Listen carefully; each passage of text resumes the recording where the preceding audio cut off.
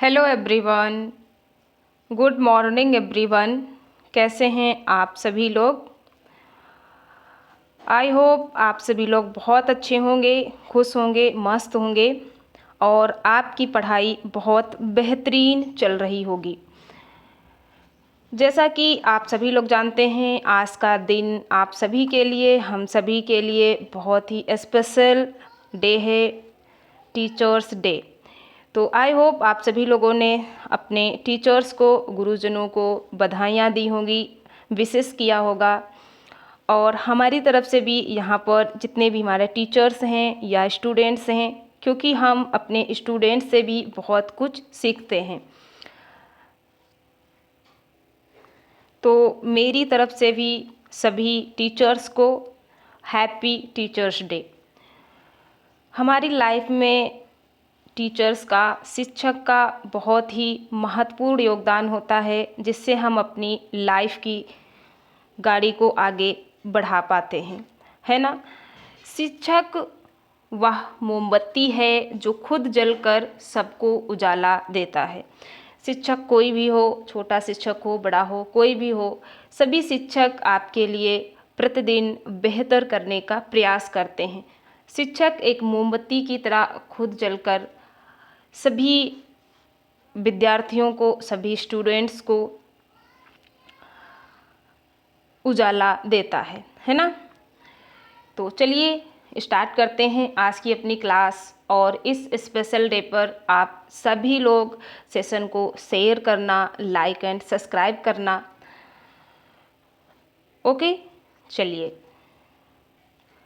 Start करते हैं आज की अपनी क्लास।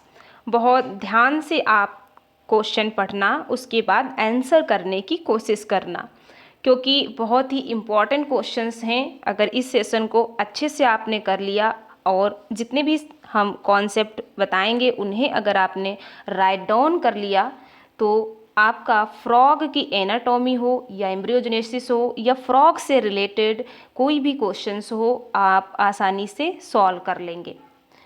तो ये वीडियो उन सभी एस्पायरेंट्स के लिए बहुत हेल्पफुल है जो लोग EMRS का एग्ज़ाम देने जा रहे हैं, वो TGT या फिर PGT बायोलॉजी का। ठीक है, चलिए स्टार्ट करते हैं।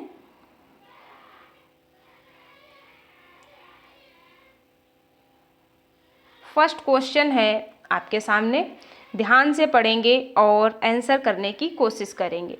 First question, adult frog Rana tigrina can not respire through.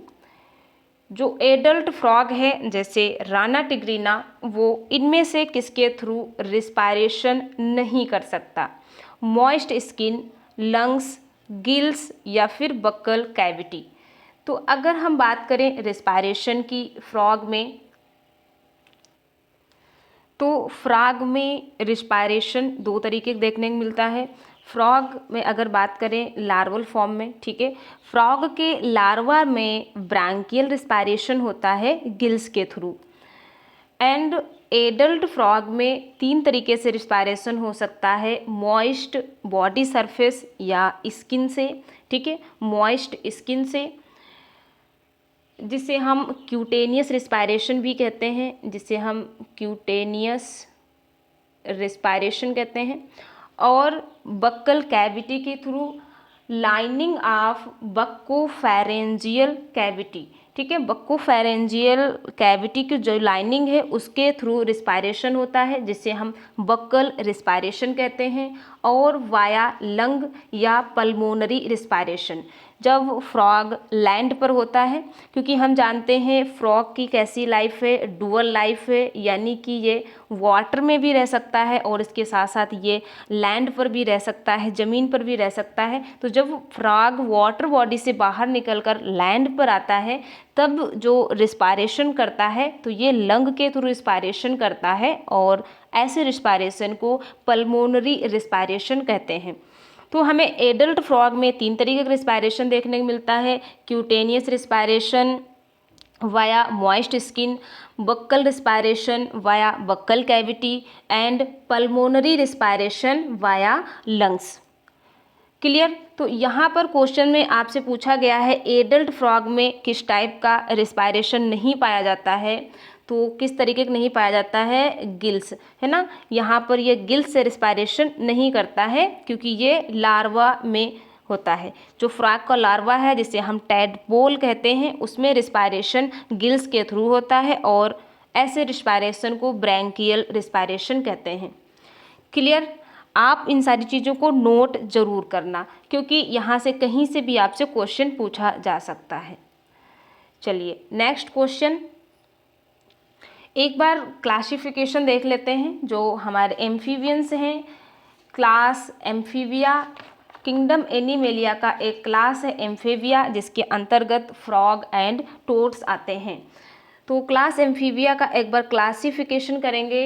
जो एम्फीबिया का क्लासिफिकेशन है, तो क्लास एम्फीबिया का क्लासिफिकेशन किसने किया था, किंग्सले नोवेल ने। ठीक है, किंग्सले नोवेल ने क्लास एम्फीबिया का क्लासिफिकेशन किया और उन्होंने 2 सब क्लास दी।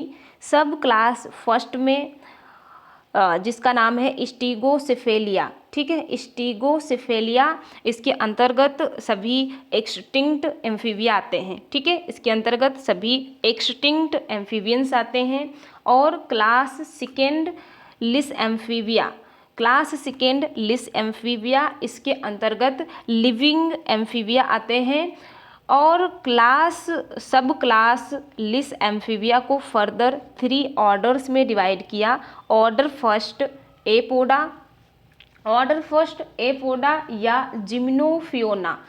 ऑर्डर फर्स्ट में जिम्नोफियोना आते हैं जिनमें लिम्बलेस ब्लाइंड वर्म होते हैं। ठीक है, जैसे आपका इक्थायोफिस।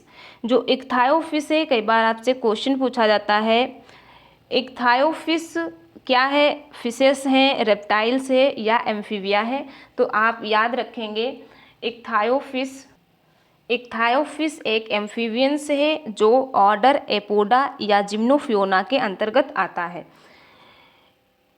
इसके बाद ऑर्डर सेकेंड में यूरोडेला या फिर कॉडेट्स को रखा गया।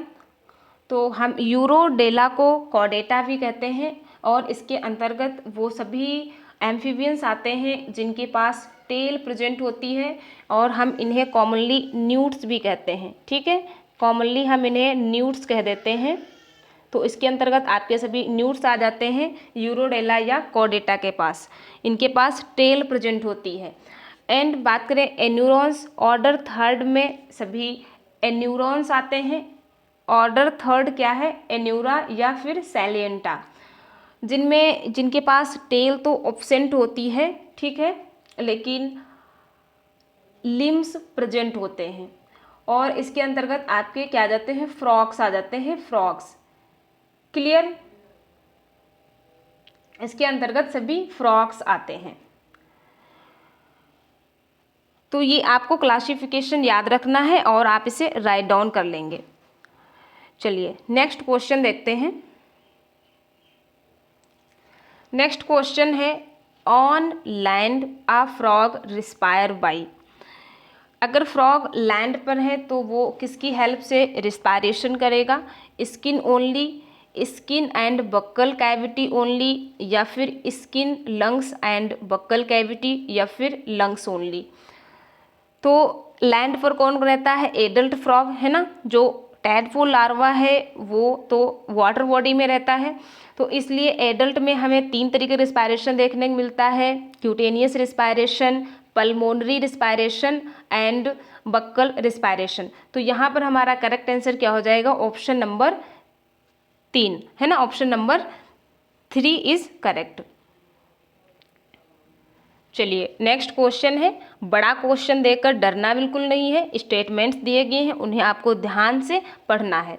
Regarding respiration in frogs the correct statements are, यहाँ पर आपको करेक्ट स्टेटमेंट चूज करना है। फर्स्ट स्टेटमेंट है the skin of a frog is permeable to oxygen and carbon dioxide as well as to water. Second statement, when a frog is underwater, oxygen is transmitted through the skin directly into the bloodstream. And third statement, on land adult frogs use their lungs to breathe. तो आप बताएंगे यहाँ पर कौन सा statement correct है, first, second and third, first या second and third, या फिर नन ऑफ दिस। आप आंसर करने की कोशिश करेंगे। तो यहाँ पर हमारे तीनों स्टेटमेंट करेक्ट हैं, तो ऑप्शन नंबर 1 इज़ करेक्ट। जो फ्रॉग है, ये जब फ्रॉग वाटर बॉडी में रहता है तो उस समय इसकी जो स्किन है वो ऑक्सीजन, कार्बन डाइऑक्साइड एंड इसके साथ साथ वाटर के लिए परमिएबल होती है। ठीक है, डायरेक्ट इसकी स्किन के थ्रू इसकी बॉडी में ऑक्सीजन इंटर कर जाती है। इसके बाद जो फ्रॉग वाटर बॉडी में है तो जो ऑक्सीजन है वो उसकी बॉडी से, स्किन से डायरेक्टली ब्लड स्ट्रीम में ट्रांसमिट हो जाती है, तो ये बात भी सही है। उसके बाद अभी हमने आपको बताया ऑन लैंड यानी कि एडल्ट फ्रॉग में रिस्पायरेशन लंग्स के थ्रू होता है। तो यहाँ पर हमारा तीनों स्टेटमेंट करेक्ट हैं, ऑप्शन नंबर 1 इज़ करेक्ट। अगला क्वेश्चन है, which of the following act as a respiratory organ in a frog on land. तो अगर फ्रॉग लैंड पर है तो उसके पास कौन से रिस्पायरेटरी ऑर्गन्स प्रेजेंट होते हैं, स्किन, बक्कल कैविटी, लंग्स, या फिर ऑल ऑफ एबव। तो यहाँ पर आपका करेक्ट आंसर हो जाएगा option number 4, all of the above. चलिए नेक्स्ट अगला क्वेश्चन है, इन frogs the dentition is homodont and the upper जा is Toothless.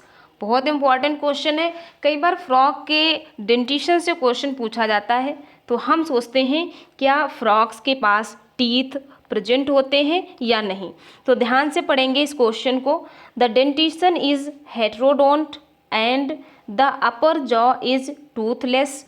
The dentition is homodont and the lower jaw is toothless and dentition is heterodont and the lower jaw is toothless। बताएंगे, आप बताएंगे यहाँ पर correct answer क्या होगा।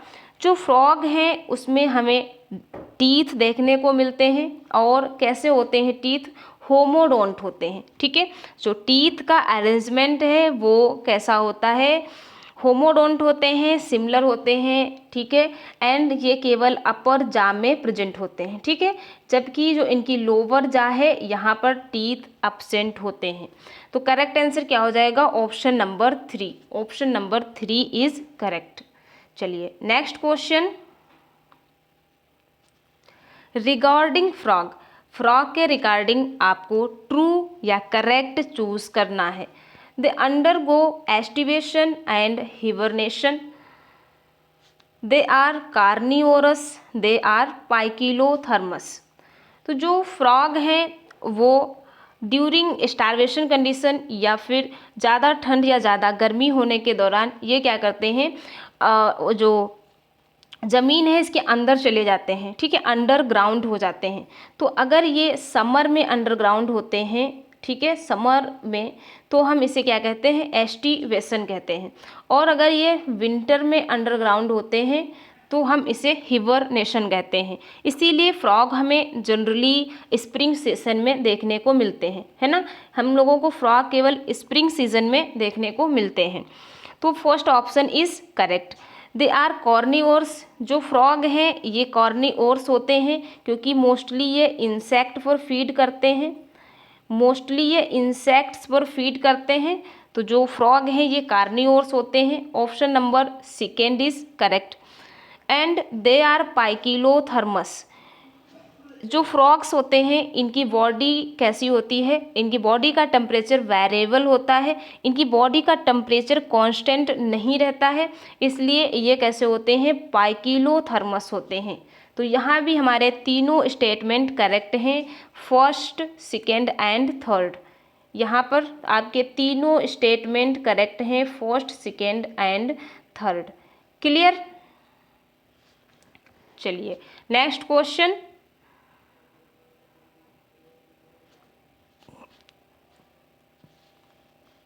Regarding feeding habits. Frog की feeding habits कैसी होती है, tadpole is herbivores and frog is carnivores. Tadpole is carnivores and frog is herbivores. Both tadpole and frog are carnivores. Both tadpole and frog are herbivores. तो अभी हमने आपको बताया कि फ्रॉग कैसे होते हैं, कार्निवोर्स होते हैं, ठीक है। तो हर्बीवोर्स की तो बात नहीं करेंगे यहाँ पर, है ना। फ्रॉग कैसे हैं, carnivores.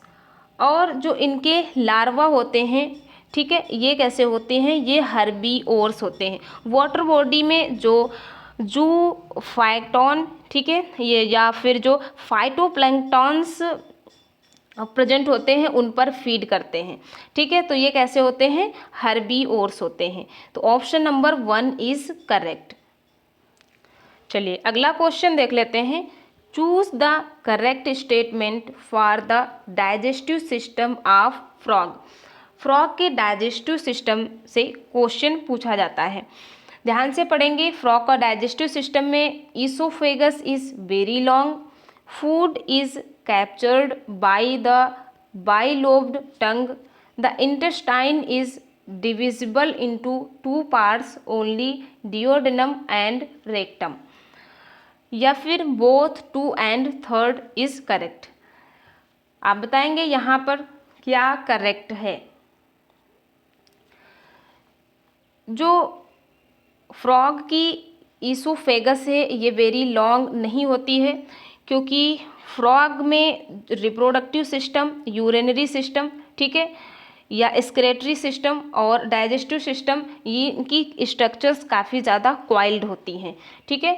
Food is captured by the bilobed tongue. जो फ्रॉग की टंग है ये कैसी होती है, ये बाइलोब्ड होती है, ठीक है, और ये काफ़ी लॉन्ग होती है, यानी कि प्रेहेंशियल टाइप की इनकी टंग होती है। तो ऑप्शन नंबर 2 इज करेक्ट। अगर बात करें इंटेस्टाइन की, तो इंटेस्टाइन जो है ये केवल 2 पार्ट्स में डिवाइड नहीं होती है। तो यहाँ पर हमारा करेक्ट आंसर हो गया option number 2। Option number 2 is correct. अगला प्रश्न है, which of the following statement is incorrect with respect to Rana tigrina. Rana tigrina के रिस्पेक्ट में आपको बताना है इसमें से कौन सा स्टेटमेंट इनकरेक्ट है। ध्यान से क्वेश्चन पढ़ेंगे, आपसे इनकरेक्ट पूछा गया है। Muscular tongue is bilobed at tip and free from behind. पीछे की तरफ से कैसी होती है, फ्री होती है, इसीलिए जब ये अपने प्रे को, इंसेक्ट्स को कैच करते हैं तो ये इस तरीके से टंग फेंक कर इसी में इंसेक्ट को जो है कैप्चर कर लेते हैं। Next, maxillary teeth are arranged along the margin of upper jaw and lower jaw is toothless. तो अभी हमने आपको बताया लोअर जॉ कैसी होती है, टूथलेस होती है। जो टीथ है, मैक्सिलरी टीथ, इनका अरेंजमेंट होमो होता है ना, तो इनके होमोडोंट हैं और अपर जा की मार्जिन पर होता है। Tadpole larva of frog with comparatively short alimentary canal that then adult, या फिर tail is present in the life cycle of frog. बताइए यहाँ पर इनकरेक्ट क्या है, ऑप्शन नंबर डी है ना। यहाँ पर tail is present in the life cycle of frog नहीं, टैडपोल लार्वा में टेल प्रेजेंट होती है, ठीक है, टैडपोल लार्वा में टेल प्रेजेंट होती है। तो आपसे इनकरेक्ट पूछा गया है, तो option number D is correct. Clear everyone. चलिए नेक्स्ट क्वेश्चन।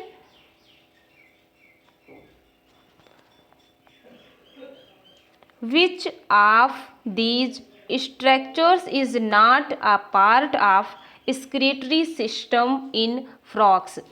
फ्रॉग्स में एक्सक्रीटरी सिस्टम का कौन सा पार्ट नहीं है, क्लोएका, यूरेटर, यूरेनरी ब्लैडर, या फिर एनस।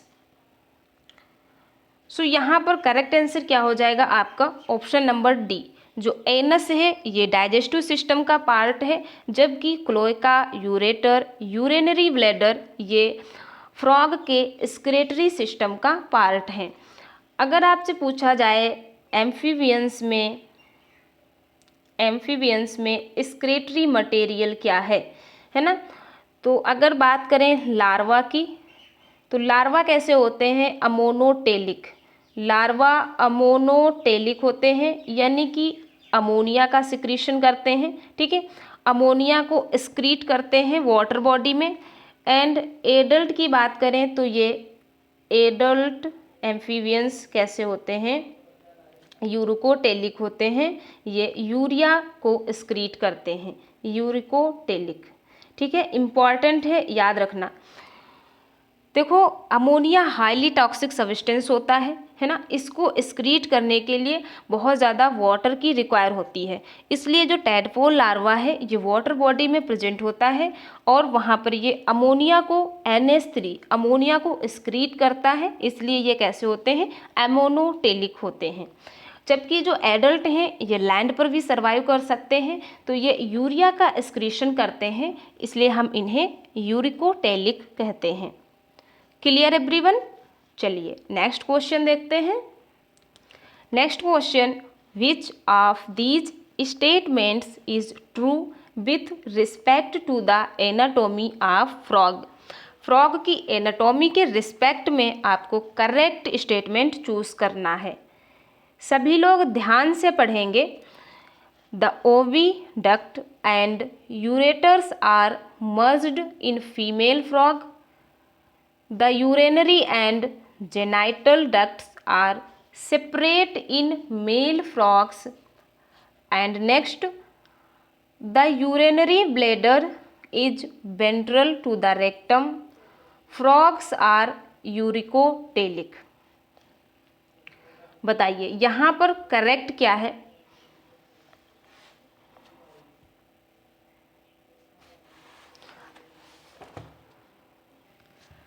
अगर हम बात करें फ्रॉग में एक्सक्रीटरी सिस्टम की, ठीक है, तो एक्सक्रीटरी सिस्टम में इसके क्या क्या प्रेजेंट होता है, वन पेयर किडनीज प्रेजेंट होती हैं और वन पेयर यूरेटर प्रेजेंट होते हैं, यूरेटर, एंड एक यूरिनरी ब्लैडर प्रेजेंट होता है, ठीक है, एक यूरिनरी ब्लैडर प्रेजेंट होता है। जो इसका यूरिनरी ब्लैडर है ये थिन वॉल्ड होता है। यूरिनरी ब्लैडर की जो एपिथेलियम सेल्स हैं, एपिथेलियम सेल्स की बनी जो यूरिनरी ब्लैडर की वॉल है वो थिन होती है काफ़ी, और ये वेंट्रली लोकेटेड होता है ऑन रेक्टम, ठीक है, रेक्टम पर ये वेंट्रली लोकेटेड होता है। तो यहाँ पर हमारा ऑप्शन क्या करेक्ट हो जाएगा, ऑप्शन नंबर सी। लेकिन आप ध्यान से पढ़ना, यहाँ पर एक स्टेटमेंट और करेक्ट है, ठीक है, एक स्टेटमेंट और करेक्ट है, क्या, फ्रॉग्स आर यूरिकोटेलिक। तो ऑप्शन नंबर डी भी यहाँ पर करेक्ट है, ठीक है। तो यहाँ आप स्टेटमेंट बना लेंगे 1, 2, 3 एंड 4। तो आप बताएंगे सी एंड डी इज़ करेक्ट, ठीक है, सी एंड डी इज़ करेक्ट। अगर हम बात करें फीमेल फ्रॉग के रिप्रोडक्टिव सिस्टम की, तो ओविडक्ट एंड यूरेटर्स एक साथ फ्यूज्ड नहीं होते हैं, ये अलग अलग होते हैं, ठीक है, फ्री होते हैं। ओविडक्ट अलग होते हैं और यूरेटर अलग होते हैं। लेकिन अगर बात करें हम मेल फ्रॉग्स में, ठीक है, एक सेकेंड ध्यान से देखना, मेल फ्रॉग के हम यूरिनरी सिस्टम और रिप्रोडक्टिव सिस्टम की बात करें तो ये कैसा होता है, फ्यूज्ड होता है, ठीक है। जो यूरिनरी ब्लैडर है और जो जेनाइटल डक्ट्स हैं ये एक साथ फ्यूज होती हैं, इसलिए आपका ऑप्शन नंबर ए और बी क्या है, इनकरेक्ट है। Option number C and D is correct. Clear. अगला क्वेश्चन है, how many pairs of cranial nerves arise from the brain of frog। Frog के ब्रेन में कितने पेयर क्रेनियल नर्व्स प्रेजेंट होती हैं, 12 पेयर, 8 पेयर, 10 पेयर या फिर 6 पेयर। और इसके साथ साथ आप बताएंगे मैमल्स में कितनी पेयर क्रेनियल नर्व्स होती हैं, ठीक है, आप हमें ये कमेंट बॉक्स में ज़रूर बताएंगे।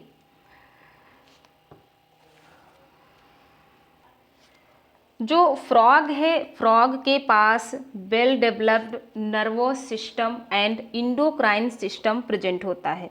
ठीक है, जो इसका नर्वस सिस्टम है इसको हम 3 पार्ट्स में डिवाइड कर सकते हैं। सेंट्रल नर्वस सिस्टम, ठीक है, central nervous system and peripheral nervous system, peripheral nervous system and autonomic nervous system, autonomic nervous system.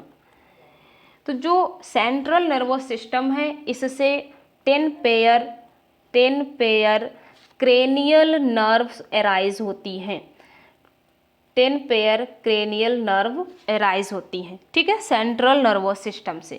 तो यहाँ पर करेक्ट आंसर क्या हो गया? Option number C, 10 pair. Mammals में अगर क्रेनियल नर्व की बात करें तो ये 12 पेयर्स होती हैं।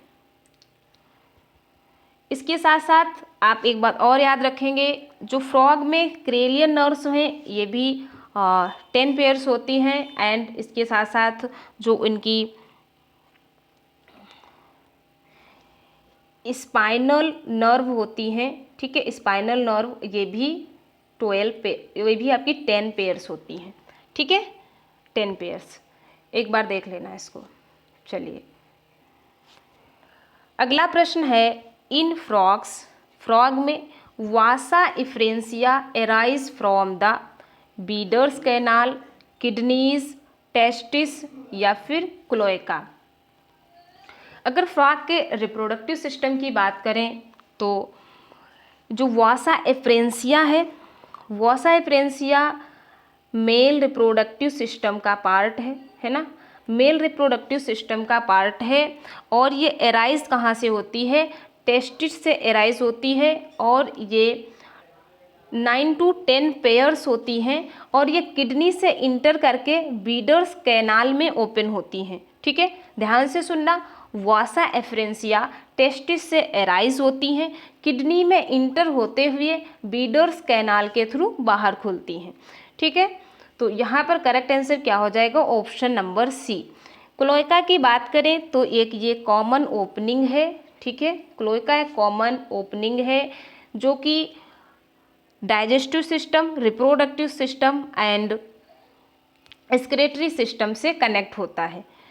ठीक है, रिप्रोडक्टिव सिस्टम, एक्सक्रीटरी सिस्टम और डाइजेस्टिव सिस्टम की ओपनिंग यहीं आकर ओपन होती हैं इस तरीके से। ठीक है, तो इस कॉमन अपर्चर को हम क्लोएका कहते हैं। चलिए नेक्स्ट क्वेश्चन, हाउ मेनी ओवा डज आ फीमेल फ्रॉग ले एट आ टाइम। जो फीमेल फ्रॉग है वो एक समय में, एक टाइम में कितने ओवा प्रोड्यूस करती है? 3 to 40, 10,000 to 20,000, 2,500 to 3,000 या फिर 50,000 to 80,000। अच्छा क्वेश्चन है, क्वेश्चन छोटा है लेकिन पूछने के बहुत ज़्यादा चांसेस हैं, है ना। तो यहाँ पर आपका करेक्ट आंसर क्या हो जाएगा? Option number C, option number C is correct. चलिए नेक्स्ट क्वेश्चन है, in the brain of frogs optic lobes are present in the. जो फ्रॉग है, ठीक है, इसका ब्रेन क्रेनियल के अंदर क्लोज्ड होता है ना। और अगर बात करें हम फ्रॉग के ब्रेन की, तो जो फ्रॉग ब्रेन है इसको हम 3 पार्ट्स में डिवाइड कर सकते हैं। फोर ब्रेन,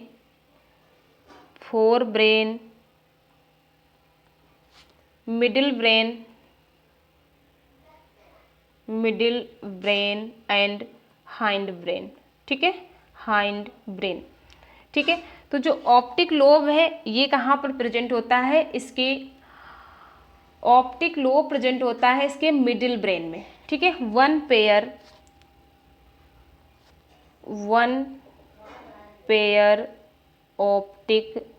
ऑप्टिक लोब कहाँ प्रेजेंट होते हैं? मिडिल ब्रेन में। ठीक है, जो कि सेंसरी ऑर्गन्स का पार्ट है। जबकि अगर बात करें हम ऑल्फैक्टरी लोब्स की, ठीक है, तो फोर ब्रेन में 1 पेयर ऑल्फैक्टरी लोब प्रेजेंट होते हैं, 1 पेयर ऑल्फैक्टरी लोब प्रेजेंट होते हैं। इसके साथ साथ डायनसेफ्लॉन भी फोर ब्रेन के अंतर्गत आता है, डायनसेफ्लॉन। क्लियर। और हिंड ब्रेन में आपका सेरिबेलम और मेडुला ऑब्लंगाटा आ जाता है, सेरिबेलम एंड मेडुला ऑब्लंगाटा इसके अंतर्गत आ जाता है। तो आपसे ऑप्टिक लोब पूछा गया है, तो correct answer option number A है ना, मिड ब्रेन। ठीक है। आपसे ऑल्फैक्टरी लोब पूछा जा सकता है, तो ये कहाँ प्रेजेंट होता है, फोर ब्रेन में, आप इसे याद रखेंगे। चलिए नेक्स्ट क्वेश्चन, अगला क्वेश्चन है which of these is a cellular aggregation in frog, tympanum, eyes, nasal epithelium, internal years. ये सभी के सभी क्या हैं, सेंसरी ऑर्गन्स, फ्रॉग के सेंसरी ऑर्गन्स हैं, है ना। इनमें से आपको बताना है सेलुलर एग्रीगेशन किस में होता है। तो आप ध्यान से देखेंगे, सेंसरी ऑर्गन ऑफ फ्रॉग, ठीक है, सेंसरी ऑर्गन ऑफ फ्रॉग। तो इसके अंतर्गत आपका क्या क्या आ जाता है, तो फ्रॉग में 5 तरीके के सेंसरी ऑर्गन्स प्रेजेंट होते हैं। आई फॉर विजुअल पर्पस, है ना, विजन के लिए, और टिम्पेनम या इंटरनल ईयर्स, है ना। टिम्पेनम बाहर की तरफ एक स्ट्रक्चर्स होती है मेम्ब्रेनस, जिसे हम टिम्पेनम कहते हैं, और अंदर इंटरनल ईयर्स प्रेजेंट होते हैं जो कि हेयरिंग के लिए रिस्पॉन्सिबल होते हैं। सेंसरी पैपिली टच के लिए रिस्पॉन्सिबल होते हैं। टेस्ट बड टेस्ट के लिए रिस्पॉन्सिबल होते हैं, और नेजल एपिथेलियम जो है ये स्मेल के लिए रिस्पॉन्सिबल होते हैं। तो इनमें से जो आई एंड टिम्पेनम है ये वेल डेवलप्ड सेंसरी ऑर्गन्स होते हैं, ठीक है। ये क्या है, वेल डेवलप्ड सेंसरी ऑर्गन्स हैं, यानी कि ग्रुप ऑफ टिश्यू मिलकर ऑर्गन्स का फॉर्मेशन कर लेते हैं, आई और टिम्पेनम का। लेकिन अगर बात करें सेलुलर एग्रीगेशन की, तो जो सेंसरी पैपिली है, ठीक है, sensory papillae, taste bud and nasal epithelium, ये कैसे होते हैं, इनका सेलुलर एग्रीगेशन होता है, ठीक है। ये वेल डेवलप्ड सेंस ऑर्गन्स नहीं होते हैं।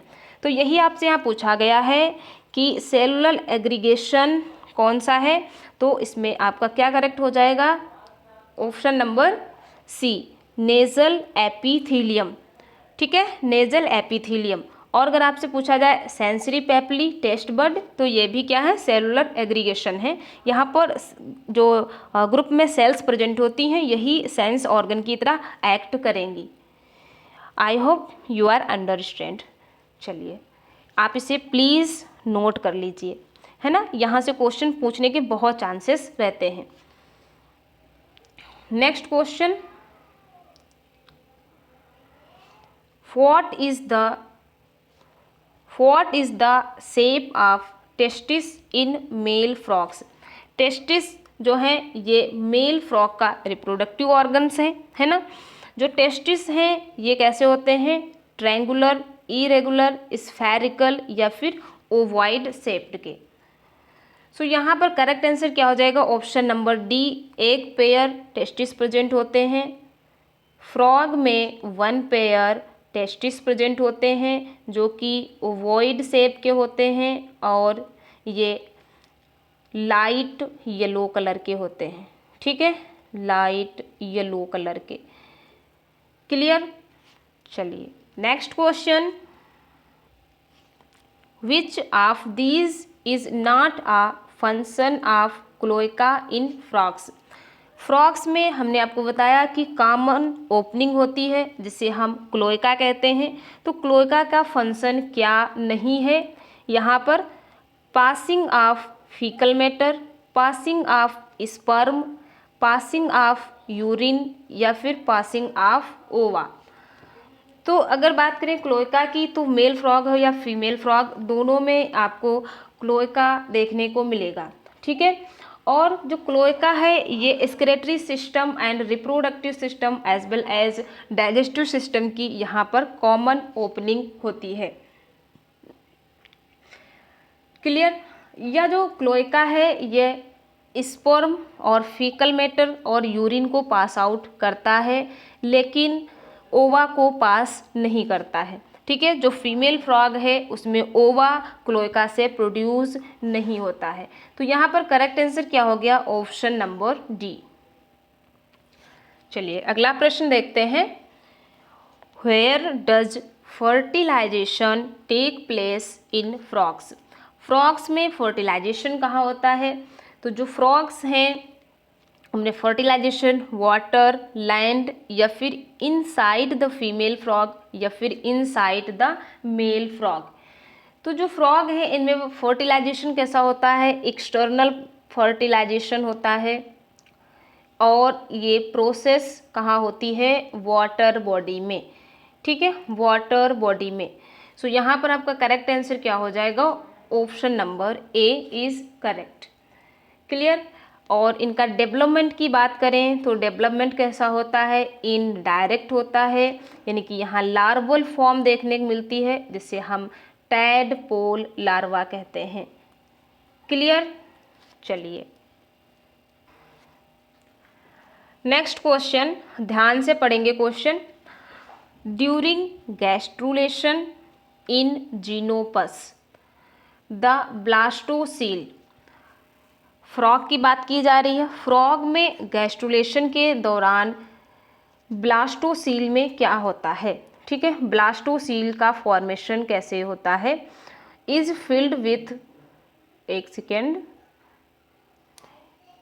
Is filled with endodermal cells and disappears, is filled with mesoderm and disappeared, does not change but develops into what is called the archenteron, या फिर is displaced and its original location becomes an endoderm lined cavity, जिसे archenteron कहेंगे। The archenteron which is precursor to the gut, और यही आर्केंटेरॉन आगे चलकर क्या करेगी? गट का फॉर्मेशन करेगी। तो यहाँ पर आपका करेक्ट आंसर क्या हो जाएगा? ऑप्शन नंबर ई, है ना। अगर आप ध्यान से पढ़ेंगे तो चीज़ों को आप एलिमिनेट कर पाएंगे। यहाँ पर करेक्ट आंसर क्या हो गया? ऑप्शन नंबर ई। चलिए नेक्स्ट क्वेश्चन है, on removing the thyroid from the tadpole it will, अगर टैडपोल लार्वा से थायराइड हार्मोन को रिमूव कर दिया जाए या उसे इनहिबिट कर दिया जाए, ठीक है, थायोयूरिया से, थायोयूरिया केमिकल से थायराइड हार्मोन को इनहिबिट कर दिया जाए तो टैडपोल की लाइफ साइकिल पर क्या इफ़ेक्ट पड़ेगा? Die immediately, will grow into giant frog, remain as tadpole, grow into small frog. बहुत अच्छा क्वेश्चन है। जब टैडपोल लार्वा एडल्ट लार्वा में चेंज होता है ना, यानी कि उसकी मार्फोलॉजिकल स्ट्रक्चर्स जो हैं, लार्वा की मार्फोलॉजिकल जो स्ट्रक्चर्स हैं वो एडल्ट की मार्फोलॉजिकल स्ट्रक्चर्स में चेंज हो जाती हैं, तो इसे हम मेटामार्फोसिस कहते हैं। और ये मेटामार्फोसिस को कौन रेगुलेट करता है? किस हार्मोन की वजह से मेटामार्फोसिस टैडपोल में हो पाता है? तो वो है थायराइड हार्मोन। ठीक है, लेकिन अगर हम केमिकल एजेंट्स की हेल्प से थायराइड हार्मोन को इनहिबिट कर दें, है ना, जैसे थायोयूरिया केमिकल से इससे हम इनहिबिट कर दें, तो जो टैडपोल लार्वा है वो एज इट इज़ ऐसे ही रह जाएगा, है ना। जो टैडपोल लार्वा है उसकी लाइफ साइकिल ऐसे ही रह जाएगा, वो टैडपोल ही बना रहेगा, एडल्ट में चेंज नहीं हो पाएगा। तो यहाँ पर आपका करेक्ट आंसर क्या हो जाएगा? Option number C, remain as tadpole. Clear everyone? चलिए next question is the structure which remains unchanged during metamorphosis of frog tadpole is। जब टैडपोल लार्वा एडल्ट फ्रॉग में चेंज हो रहा होता है उस समय लार्वा की कौन सी stage as it is frog में रहती है, वो चेंज नहीं होती है। Lung, heart, intestine, nervous system. So यहाँ पर आपका करेक्ट आंसर क्या होगा? अगर लंग की बात करें तो यहाँ पर लंग एब्सेंट होते हैं लार्वल स्टेज में, ठीक है। नर्वस सिस्टम भी आगे चलकर डेवलप करता है और central nervous system, peripheral nervous system और ऑटोनोमिक नर्वस सिस्टम में डिवाइड होता है। इंटेस्टाइन भी आगे चलकर डेवलप करती है। लेकिन अगर बात करें हार्ट की तो जैसा heart 2 chambered heart tadpole larva में प्रेजेंट होता है और ये 2 चैम्बर्ड हार्ट एडल्ट में भी होता है, तो हार्ट की स्ट्रक्चर्स में कोई चेंजेस नहीं होते हैं during metamorphosis of tadpole. Clear? So correct answer option number B. चलिए next question, which of the drug inhibits metamorphosis in frog, है ना। फ्रॉग में मेटामॉर्फोसिस को किस ड्रग की हेल्प से हम उसे इनहिबिट कर सकते हैं? तो अभी हमने आपको बताया थायोयूरिया से। चलिए next question, blastula of frog has. जो फ्रॉग का ब्लास्टुला है इसके पास क्या होता है? ब्लास्टोपोर, ब्लास्टोसील, आर्केंटेरॉन या फिर गैस्ट्रोपोर। तो जो फ्रॉग का जो एग है ना, फर्टिलाइज्ड जो एग है, फर्टिलाइज्ड एग ये क्लीवेज करके क्या बनाता है? मोरुला बनाता है, ठीक है। और यहाँ पर जो क्लीवेज है वो इक्वल क्लीवेज होता है, लेकिन सेकेंड क्लीवेज के बाद ये अनइक्वल हो जाता है। तो जो मलबेरली लाइक हॉलो स्ट्रक्चर्स है एम्ब्रियो की, उसे हम मारुला कहते हैं। मारुला में फर्दर जो सेल्स हैं वो डिवाइड करके ब्लास्टुला का फॉर्मेशन करती हैं और ब्लास्टुला में एक कैविटी प्रेजेंट होती है, ठीक है। ब्लास्टुला में कैविटी प्रेजेंट होती है जिससे हम ब्लास्टोसील कहते हैं, ठीक है। तो यहाँ पर हमारा करेक्ट आंसर क्या हो जाएगा? Option number B, blastocoel. अगर बात करें ब्लास्टोपोर की तो ये हमें गैस्ट्रुला में देखने को मिलता है, ठीक है। और यहीं पर गैस्ट्रुला में जो इनर मोस्ट सेल्स होती हैं ये डिवाइड करती हैं और जर्म लेयर्स का फॉर्मेशन करती हैं और ये इन सेल्स में जो है अंदर की तरफ इन्वजिनेशन होता है और ये आर्केंटेरान का फॉर्मेशन करती हैं। आर्केंटेरान फर्दर चल के गट का फॉर्मेशन करती है। क्लियर? चलिए next question, grey crescent is the area. Frog के एम्ब्रियोजेनेसिस के दौरान जब क्लीवेज हो रहा होता है उस समय हमें ग्रे क्रीसेंट एरिया देखने को मिलती है। तो जो ग्रे क्रीसेंट एरिया है यहाँ से क्या होता है? At the point of entry of sperm into ovum, just opposite to the site of entry of sperm into ovum, at the animal pole या फिर एट द वेजिटल पोल। ये फ्रॉग का सपोज करिए ब्लास्टुला स्टेज है, ठीक है, egg है। तो यहाँ पर एक ग्रे क्रेसेंट एरिया प्रेजेंट होती है और ग्रे क्रेसेंट एरिया के जस्ट अपोजिट साइड से, इसकी अपोजिट साइड ये हुई, तो इस अपोजिट साइड से जो स्पर्म है वो इस ओवम में इंटर करेगा, ठीक है। ये क्या है? ये फ्रॉग का ओवम है, ठीक है। सॉरी, ना कि ये ब्लास्टुला स्टेज है, लिटरली सॉरी। ये फ्रॉग का ओवम है। ओवम में क्या? ग्रे क्रेसेंट एरिया प्रेजेंट होती है। ग्रे क्रेसेंट एरिया के जस्ट अपोजिट साइड से जो मेल स्पर्म है वो इंटर करता है ड्यूरिंग फर्टिलाइजेशन। क्लियर। और ये प्रोसेस कहाँ होती है, वाटर बॉडी में, क्योंकि फ्रॉग में फर्टिलाइजेशन कैसा है, एक्सटर्नल है।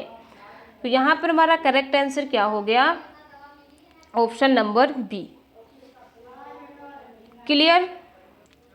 चलिए next question, what type of egg in frog. Frog में जो एग है, जो ओवम है, वो किस तरीके का होता है।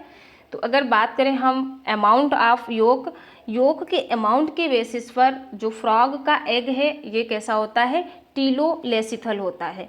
ठीक है, कैसा होता है, टीलोलेसिथल।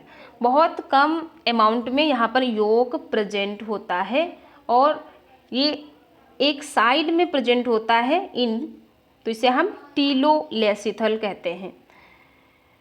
चलिए next question, which of these structures protects the eyes of the frog in water.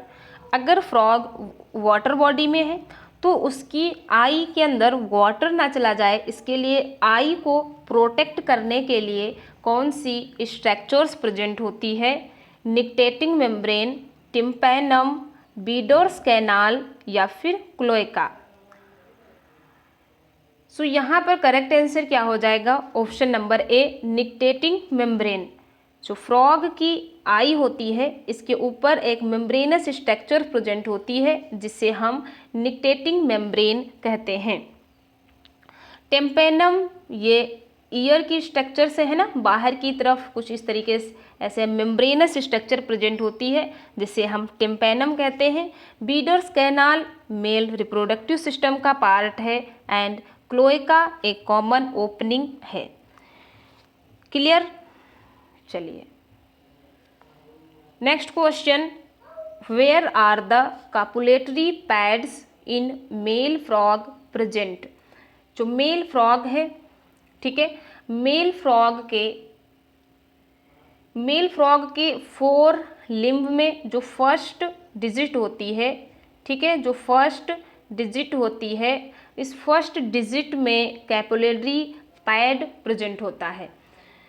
जो फ्रॉग है ये सेक्सुअल डायमॉर्फिज्म शो करते हैं, यानी कि मेल एंड फीमेल फ्रॉग अलग अलग होते हैं, इनके मेल रिप्रोडक्टिव सिस्टम और फीमेल रिप्रोडक्टिव सिस्टम अलग अलग होते हैं। तो कॉपुलेटरी पैड कहाँ प्रेजेंट है, मेल फ्रॉग के 4 लिम्ब में first digit, option number C is correct. चलिए नेक्स्ट क्वेश्चन देखते हैं, frogs are herbivorous, omnivorous, carnivorous या फिर स्कैवेंजर्स। तो अभी हमने आपको बताया जो फ्रॉग हैं ये मोस्टली इंसेक्ट पर फीड करते हैं, ठीक है, feed on insect like mosquito, dragon flies, ठीक है, dragon flies and some small worms, ठीक है, इन पर फीड करते हैं। लेकिन कुछ ऐसे फ्रॉग्स जैसे राना टिग्रीना की बात करें या जो मोस्टली ज़्यादातर लैंड पर रहते हैं, तो ऐसे फ्रॉग्स फूड भी जो है फूड को भी जैसे राइस वगैरह को भी ईट कर लेते हैं। सो यहाँ पर आपका करेक्ट आंसर क्या हो गया, ऑप्शन नंबर सी। जबकि आपसे अगर पूछा जाए टैडपोल, तो टैडपोल कैसे होते हैं, हर्बीवोरस होते हैं, फाइटोप्लैंक्टन्स पर फीड करते हैं। चलिए अगला क्वेश्चन देखते हैं, which of this is not a distinguish feature of male frog. इनमें से वो कौन सा फीचर है जो मेल और फीमेल दोनों फ्रॉग में प्रेजेंट होता है, या आप कह सकते हैं कि ऐसा कौन सा इनमें से फीचर है जिससे हम ये डिस्टिंग्विश नहीं कर सकते हैं कि ये मेल फ्रॉग है। Narrow abdomen, copulatory pad, vocal sacs, moist slippery skin. तो अगर हमें मेल और फीमेल फ्रॉग को डिस्टिंग्विश करना हो तो जो मेल फ्रॉग है इसके पास नैरो एब्डोमेन, कैपुलरी पैड और वोकल सैक्स प्रेजेंट होते हैं। स्प्रिंग के दौरान जो ये टर टर की आवाज़ करते हैं तो ये सभी मेल फ्रॉग होते हैं, क्योंकि इनके पास वोकल सैक्स होता है और ये अपने रिप्रोडक्शन सेशन के दौरान साउंड को प्रोड्यूस करते हैं। ठीक है, लेकिन अगर बात करें मॉइस्ट स्लीपरी स्किन की तो ये सभी में नॉर्मल होती है, वो चाहे मेल फ्रॉग हो या फिर फीमेल फ्रॉग। ठीक है, so option number D is correct. Option number D is correct. तो डियर पेरेंट्स, आज की क्लास के ये मोस्ट इम्पॉर्टेंट 30 क्वेश्चंस थे। ठीक है, एक क्वेश्चन बोन से कई बार पूछा जाता है, आई थिंक मुझे याद आ रहा है, तो आप उसे ज़रूर याद रखना। फ्रॉग में वाई शेप्ड की बोन पूछा जाता है। ठीक है, फ्रॉग में वाई शेप्ड बोन्स कौन सी होती है? तो ये टेरीगॉयड होती है, याद रखना। ठीक है, टेरीगॉयड, या फिर आप एक बार कंफर्म भी कर लेना, वाई शेप्ड बोन। ठीक है, तो ये इंपॉर्टेंट 30 क्वेश्चंस थे। आप यकीन करें यहाँ से आपसे कई सारे फ्रॉग के क्वेश्चन सॉल्व होंगे। कोई भी ऐसा फ्रॉग से रिलेटेड क्वेश्चन नहीं होगा जिसे आप सॉल्व ना कर पाएँ। तो ये 30 क्वेश्चंस को अगर आप राइट डाउन कर लेंगे तो और भी बेहतर रहेगा आपके लिए। तो चलिए मिलते हैं नेक्स्ट क्लास में, और नेक्स्ट क्लास में हम लोग जो है पिजन से रिलेटेड क्वेश्चन सॉल्व करेंगे। ठीक है, पिजन से रिलेटेड क्वेश्चन सॉल्व करेंगे। तो आप एक बार अच्छे से क्लास एबीज को अच्छे से रिवाइज कर लेना। ठीक है, thank you so much everyone. अगर सेशन पसंद आया है तो आज के स्पेशल डे पे आप सेशन को शेयर ज़रूर करना अपने फेसबुक पेज पर, टेलीग्राम चैनल में, व्हाट्सएप पे, और इसके साथ साथ आप चैनल को सब्सक्राइब ज़रूर कर लेना। Okay, thank you so much everyone. मिलते हैं नेक्स्ट क्लास में।